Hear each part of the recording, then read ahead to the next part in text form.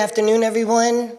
I am Texas State Representative Josie Garcia of Texas House District 124, San Antonio, Military City, USA. And I have the distinct honor of being the first and only woman veteran to serve in our Texas legislature. It is my honor to be here with you all today in Killeen to support my friend, James Talarico. He's also my colleague in the legislature and the only one who has rolled out a comprehensive veterans platform. Now let's think about that when we think about Texas. Texas is home to more military veterans, more military retirees and families.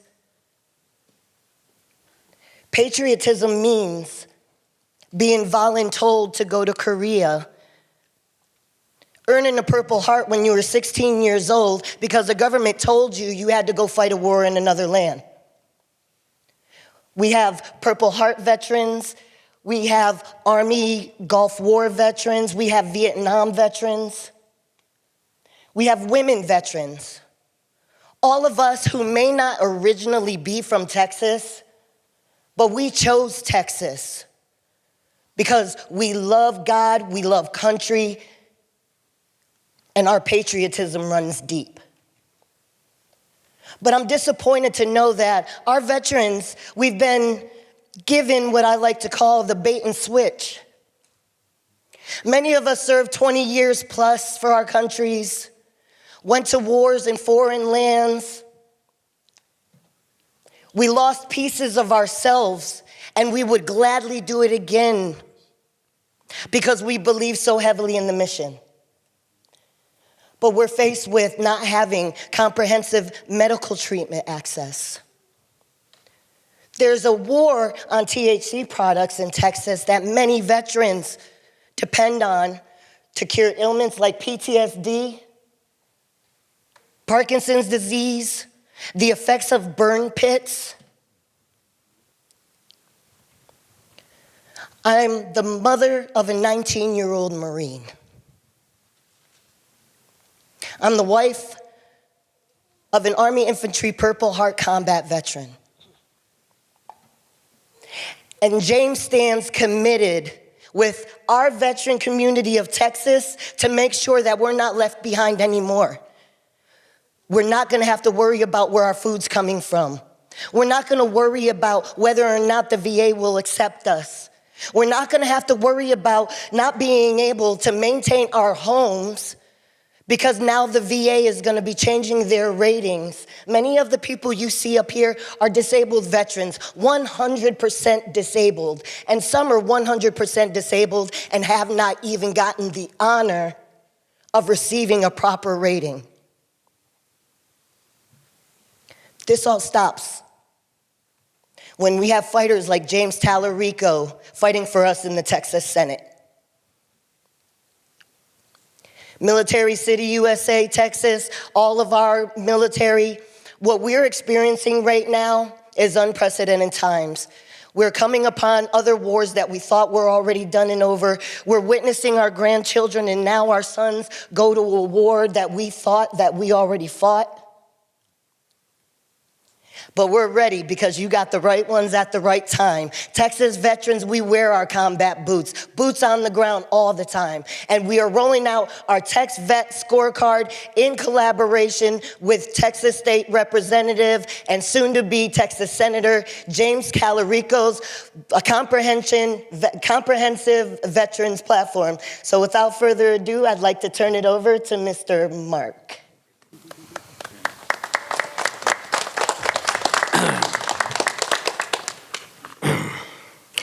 Yeah, my name is Mark Blankenship. I'm a retired Navy Chief Petty Officer, and I'm a proud veteran and lifelong Republican. Having said that, even though I've been a lifelong Republican, I always haven't voted along strict party lines. I've always voted for the person with the highest integrity and highest moral character, which is Representative Talarico. I'm standing here today with my fellow veterans and Representative Talarico because taking care of the people who serve this country should never be a partisan issue. We may not agree on every policy or every election, but we should be able to agree that our commitment to our service members begins the moment they put the uniform on and continue long after they take it off. That means making sure our men and women in uniform have the resources they need, and we keep our promises to them when they return from all corners of this planet.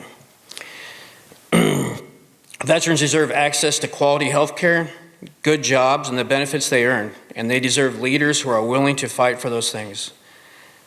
I support Representative Talarico's plan because it puts veterans and their families first. Politics have become far too divided, but supporting those who served is one place where Republicans, Democrats, and Independents should always be able to stand together. I am proud to do that today, and I'm proud to say that I'm voting for Representative Talarico for the U.S. Senate. Thank you.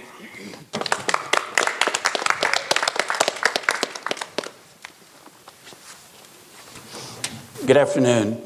I'm former Congressman Chet Edwards, and if I could begin on a personal note, the greatest single privilege I had in my 20 years in Congress was to represent Fort Hood, its Army families, and America's military families and veterans.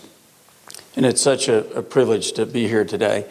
The great place and its neighbors will always have a very special place in my heart. I'd like to share with you a story that relates to why I'm here today, supporting James Talarico. My wife, Leanne, gave birth to our first son when I was 44 on December 18th of 1995.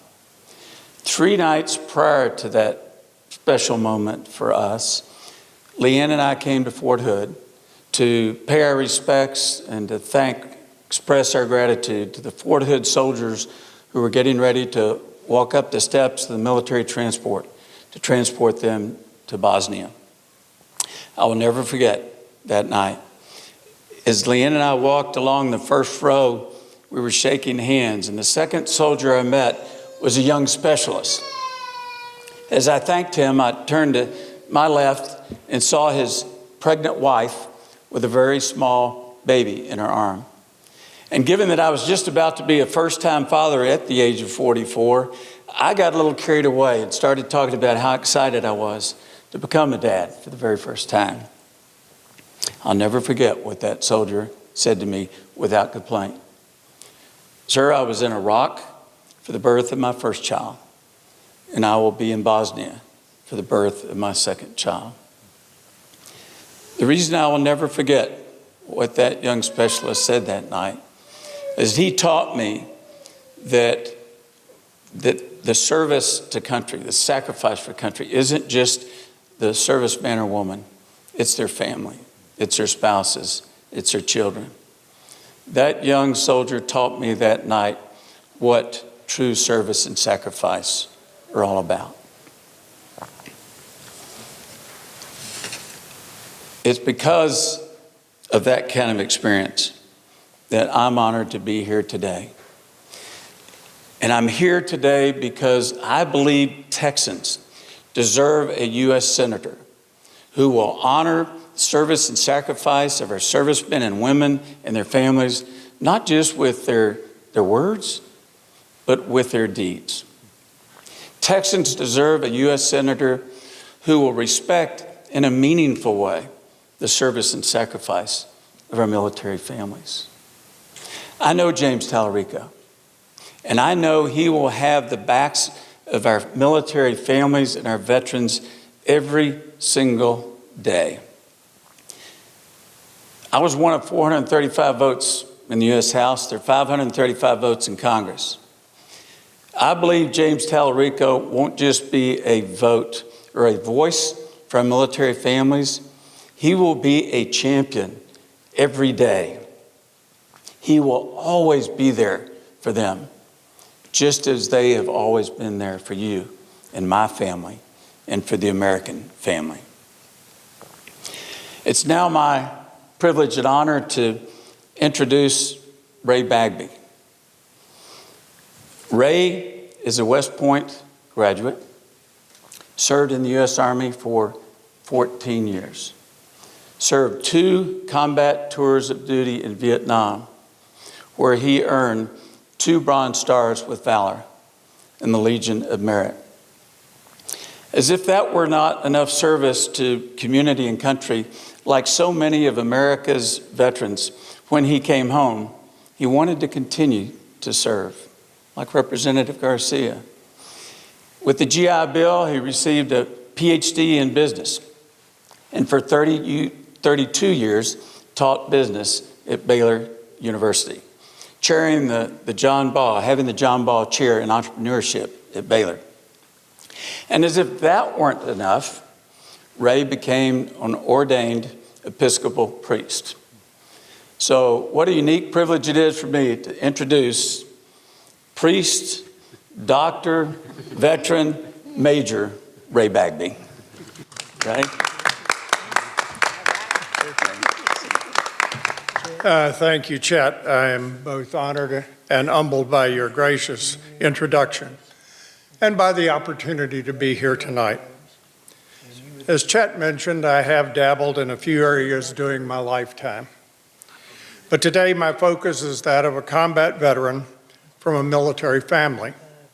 See, my father was a veteran of World War II in Korea and served in the Virginia National Guard until he died. As Chet mentioned, I am a Vietnam-era veteran, and our son graduated from the Naval Academy, served as a Marine Corps helicopter pilot on active duty for 11 years, and still serves in the Marine Reserves. My wife started the award-winning program for veterans at Baylor University several years ago to ease their transition from military and provide them with better chances for success. When I was commissioned in 1963, I received the same pay as a second lieutenant did in 1952. So I cannot say that I joined for the pay and the benefits, but rather a desire to serve my country. However, thanks to Congressman Mendel Rivers, a Democrat from South Carolina, the pay did get better beginning in 1965, and I was able to earn an MBA and a PhD, as Chet mentioned, using the GI Bill. I currently receive disability for my military service and medical care through the VA, and I'm grateful for these benefits. Sadly, however, I fear these benefits are threatened today. I'd like to point out that Mendel Rivers did not serve in the military, nor did many of the elected officials who have seen to it that veterans were not forgotten or who were rewarded for their sacrifices. Chet Edwards, who introduced me, is another good example. He saved the VA hospital in Waco from closure, for example, and was instrumental in establishing the post-9/11 GI Bill. Now, I do have to tell you, one of the highlights of my life and service was being present for General Douglas MacArthur's final speech at West Point in April 1962. It was his farewell to the Corps of Cadets. He centered his remarks on duty, honor, country, which had for many years been the motto of the U.S. Military Academy. Now, these ideals have defined my life and guided my thought processes for many years.